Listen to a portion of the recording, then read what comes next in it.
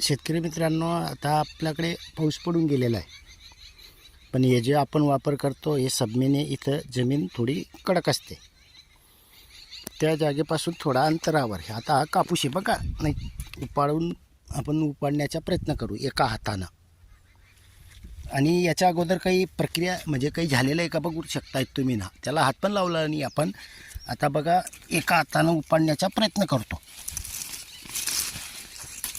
उपडून गेलं. आणि शेतकरी मित्रांनो, सोटमूट बघा की जबरदस्त पाऊस पडला आहे तरी माती लागलेली नाही आहे, त्याला तरी थोडी ताकद लागली. आता याच्यापेक्षा ही जाड आहे, आता हे भुसभुशीत जागेवर आहे, त्याच्यामुळे त्याला प्रॉब्लेम नाही. बघा शेवटी मूड तुटली आणि आजूबाजूच्या मुळा बघा किती आहेत, तुटल्या आहेत त्या. पण तर आपल्या शेतामध्ये एका हातानं